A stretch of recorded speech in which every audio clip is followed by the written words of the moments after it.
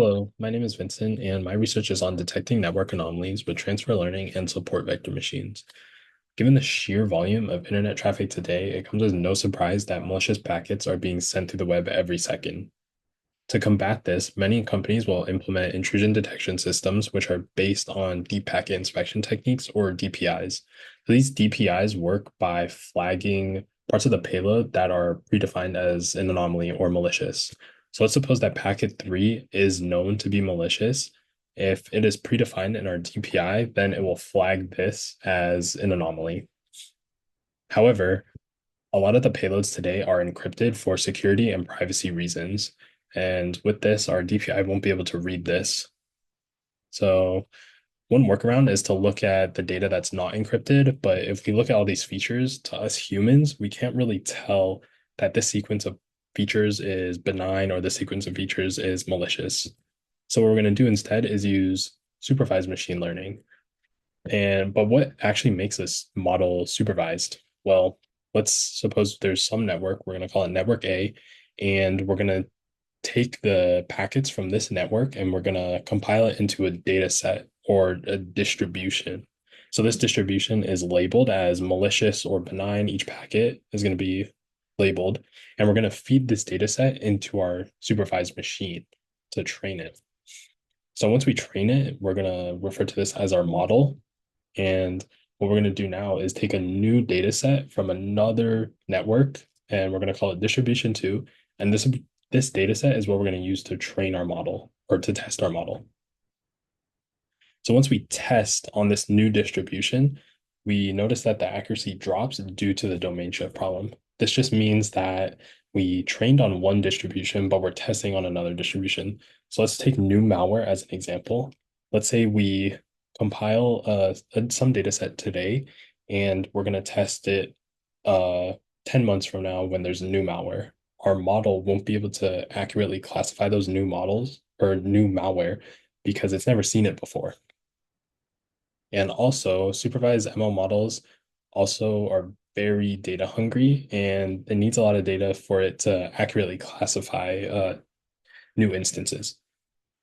So we're left with two problems.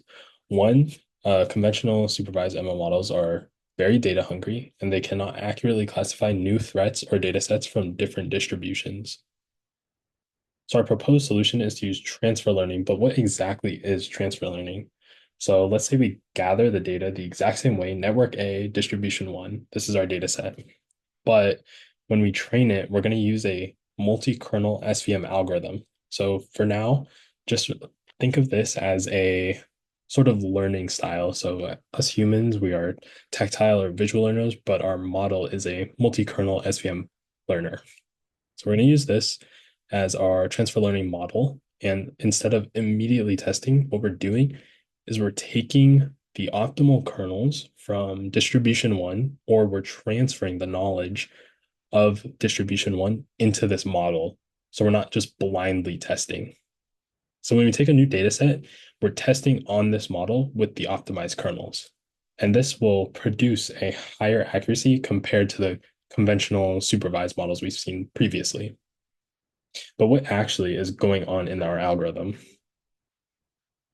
So to understand our algorithm, we have to understand what is a support vector machine. And support vector machines work by taking some data set and finding a hyperplane that will optimize the error. So this here is a linear kernel, so the data is linearly separable. But what happens if our data isn't linearly separable? Well, there are different kernels the support vector machine can use, such as RBF, polynomial, or sigmoid. So when we test it on these individual kernels, we get accuracies that aren't super high. We're getting around less than 75% accurate all the time. So we need some way to combine these kernels into one. We need to take the strengths of all of them. So what we're going to do is we're going to sum up all the kernels, the linear, polynomial, RBF, or sigmoid, and we're going to sum them up into a new kernel to take all the strengths of them. So when we use this multi-kernel, we get a slightly better accuracy than all of them.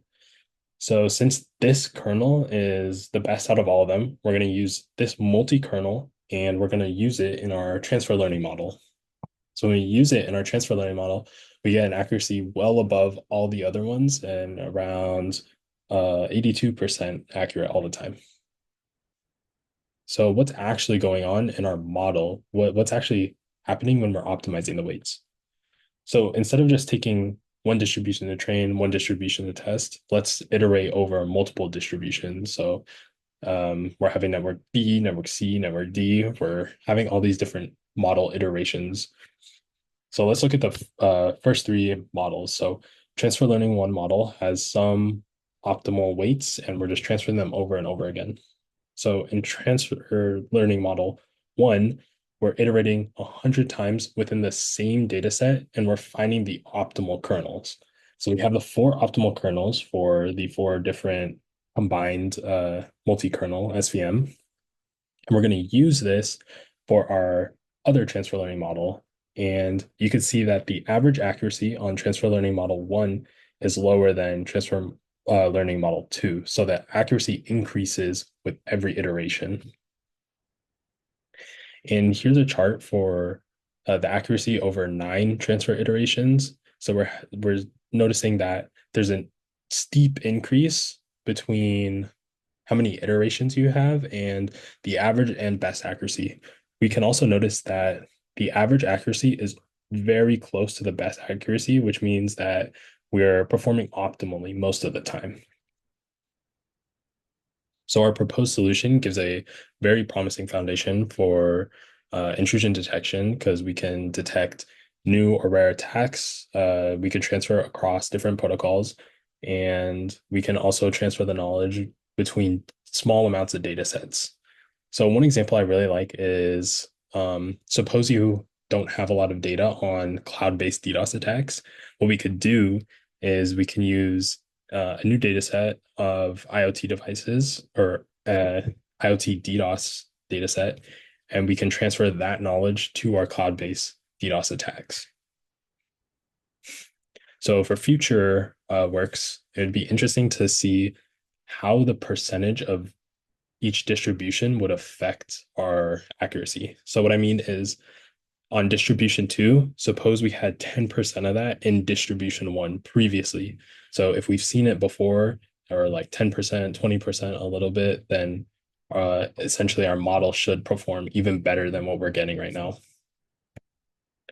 And here are some of my sources for reference. And with that, that concludes my research. Thank you for listening.